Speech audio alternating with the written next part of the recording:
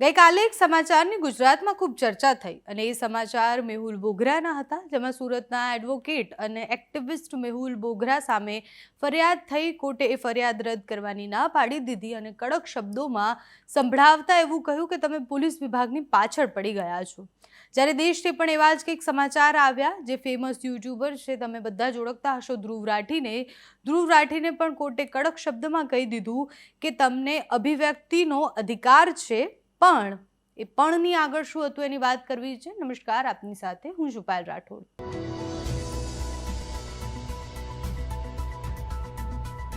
આશરે 1 વર્ષથી Dabur India company અને ફેમસ યુટ્યુબર ધ્રુવ રાઠી વચ્ચે વિવાદ ચાલી રહ્યો છે. તેમાં ધ્રુવ રાઠી પોતાના વિડીયોમાં ડાબરની પ્રોડક્ટ રિયલ ફ્રૂટ જ્યુસ જે છે એના પેકેજિંગ બતાવે છે, તાજા જ્યુસ નથી એવું કહે છે અને આરોગ્ય સંબંધિત ઘણી બધી વાતો કરે છે.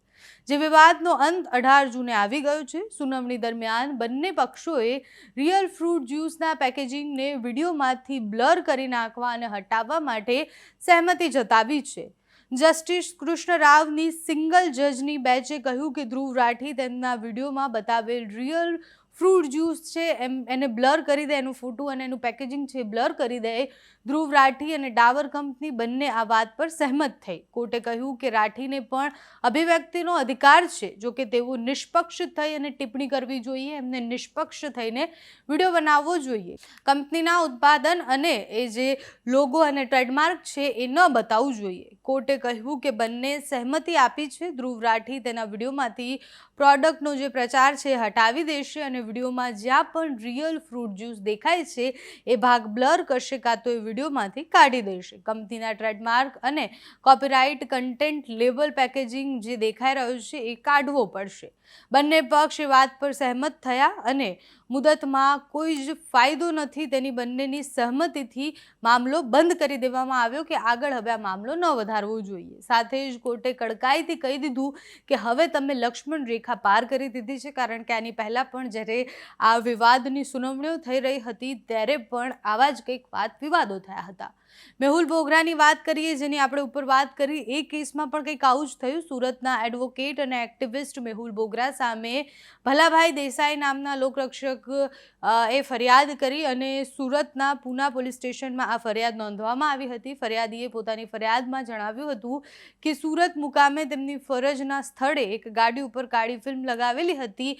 નંબર પ્લેટ વગર એ જઈ રહી હતી, જેથી તે શંકાસ્પદ રાખતા તેને રોકવામાં આવી અને તેઓ ગાડીમાં બેસીને ગાડી ચેક કરતા હતા. ત્યારે અચાનક મેહુલ બોગરા પોતાના મોબાઈલમાં વિડીયો શૂટ કરતા હતા અને પોલીસને જેમ ફાવે એમ બોલવા લાગ્યા. સાથે ટોળું ભેગું કર્યું અને એમને ઉશ્કેર્યા અને મેહુલ બોગરાએ પણ પોલીસ વિભાગને બદનામ કર્યા છે એવું ફરિયાદીનું કહેવું છે. આ મામલે કોર્ટે એવું કહ્યું કે કોર્ટ છાપામાં અનેક વખત અરજદારની જે હરકતો છે વાંચે છે, એટલે મેહુલ બોગરા જે કરે છે એ બધું કોર્ટને ખબર છે. અરજદાર પોલીસ વિભાગની પાછળ પડી ગયો છે, આવું કોર્ટે કહ્યું છે. તેઓએ કહ્યું કે પબ્લિસિટી માટે ભૂખ્યા છે અને એટલે જ આ બધું કરે છે. પોલીસ જો આવું કરતી હોય અને એવું માલુમ પડે જો પોલીસ ખોટી છે તો પછી મેહુલ બોગરાએ કાયદાકીય કાર્યવાહી કરવી જોઈએ, ના કે એને વિડીયો બનાવી અને પબ્લિસિટી સ્ટન્ટ કરવા જોઈએ.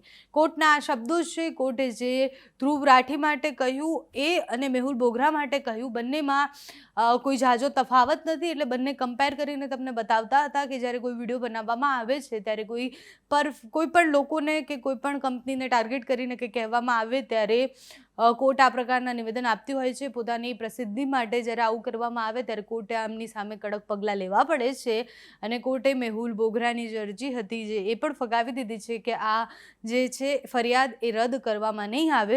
કોર્ટે એવું પણ કહ્યું છે પોલીસ સામે એક્શન લેવામાં આવતા હોય કોર્ટ દ્વારા તો એડવોકેટ સામે પણ લેવામાં આવશે. તમારું આ બંને કેસ મામલે શું માનવું છે અમને કમેન્ટ્સમાં જણાવો. અત્યારે આ વિડીયોમાં બસ આટલું. જો તમે અમને યુટ્યુબ પર જોઈ રહ્યા હોય તો સબસ્ક્રાઈબ કરો, ફેસબુક પર જોઈ રહ્યા હોય તો ફોલો કરો, અમારા વિડીયોને લાઈક અને શેર કરો.